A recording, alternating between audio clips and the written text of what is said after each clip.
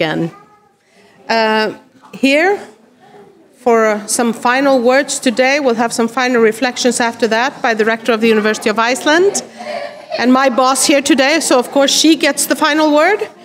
But right now, the Minister for Foreign Affairs, Þorgerður Katrín Gunnarsdóttir, is here to give us a speech. And for any thank you, dear Pia, Excellencies, distinguished guests, and dear friends. I'm really honored to address this forum on protecting rights and defending peace. Allow me to begin by expressing my deep appreciation to all the excellent speakers and panelists here today. Your dedication to human rights and peace gives hope in times when both are under severe strain. Þakka fyrir Þórhildur. Thank you, dear Þórhildur Sunna. Always a human rights activist. I also wish to congratulate the Institute for International Affairs for their superb organization, and also to thank Höfði Peace Center and the Icelandic United Nations Association for the excellent cooperation in the lead up to today's event. At the heart of our discussions lies a simple yet profound truth: the protection and promotion of human rights is the foundation for peace. Without respect for human dignity, there can be no lasting stability. Without justice, there can be no reconciliation. And yet today we see that exact foundation being shaken. Around the world, conflicts rage, and the very principles that underpin the international human rights system are being tested, and that heavily. In Gaza, the humanitarian situation is catastrophic, as we know. We have witnessed crimes against humanity and war crimes in broad daylight. It is my sincere hope that the ceasefire agreement succeeds in restoring full humanitarian access and the release of all hostages. We urgently need peace for all the innocent people. While the ceasefire is an important step, very important step, and it brings also hope, we must not lose the sight of the goal of a just and sustainable peace based on the two-state solution. Never forget that. And the developments now on the West Bank for me, and the horrific behavior coming from the Israeli settlers, it's most concerning, and we cannot forget what that can, in a way, affect the possibility to fight for the two-state solution. So we cannot lose the sight or focus of that goal. And I'm grateful to Dr. Varsen. I know she is not, Dr. Varsen, you're not here now, you've already left, but the Foreign Minister of Palestine, she is a wonderful person, as you have already heard.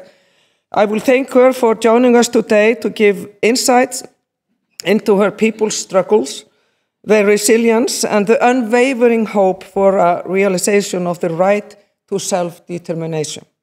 In Ukraine, Russia's war of aggression continues to inflict the devastating human suffering. The deliberate targeting of civilians and the destruction of schools, we know that hospitals and critical infrastructure are flagrant violations of international law. And meanwhile, in Russia, fundamental freedoms are being dismantled, with human rights defenders, lawyers, journalists, minorities, and opposition politicians facing harassment and persecution. In such a climate, one cannot be but hopeful in the face of the courage and the determination of people like Vladimir Kara-Murza, which I had the honor to meet early this morning.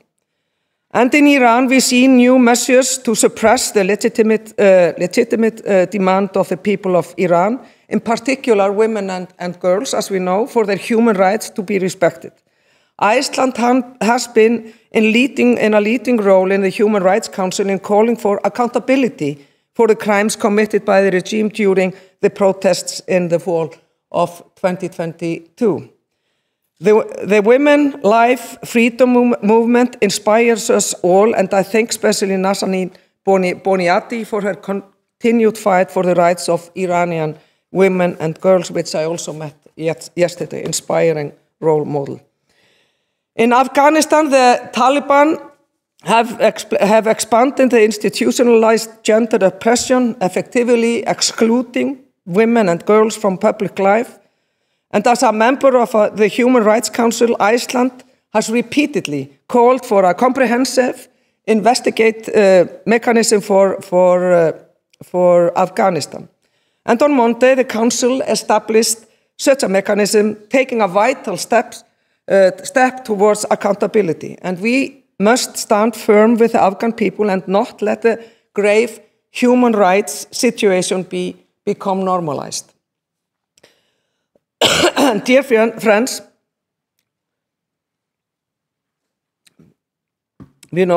these are not only political crises, they are human tragedies. And they remind us that our shared security depends on our shared humanity. Human rights are not an abstract ideal. They are the building blocks of peace, the principles that ensure every person can live free from fear and free to speak, believe, and also belong. For Iceland, human rights are the cornerstone of our foreign policy. They guide our developments, efforts, and our engagement in the multilateral system. At a time when human rights are under pressure and democracy faces growing threats, our commitment must not waver. We must stand firm together, states, civil society, and international organizations alike, to defend the universality and indivisibility of human rights. Iceland is proud to serve on the Human Rights Council through the year 2027. During our term, we will place particular emphasis on gender equality, LGBTQI+ rights, and the rights of children and youth, and on strengthening the connection between human rights and the environment as well. I must say I'm deeply concerned by the growing backlash against gender equality and against the rights of LGBTQI+ persons. This backlash is not isolated, and we feel it even back here in Iceland. Unbelievable, but it is so. And this backlash, it is part of a wider, from my point of view, from a wider erosion of democracy and human dignity. And it is one we must confront, not with anger, but with unwavering conviction, compassion, and solidarity for freedom to all people. Dear friends, the world does not lack the means to achieve peace. It often lacks the will. Our task is to rekindle that will, to insist that peace and human rights are not competing goals, but mutually reinforcing obligations. Let us build on the wonderful balance between realism and hope that I understood has been the through line in the discussions here today. Let us defend human rights not only with words, but also with action. Because in the end, safeguarding rights is safeguarding peace for our nations, for our fellow citizens, and for all future generations. Thank you so much for participating in this wonderful conference. Thank you.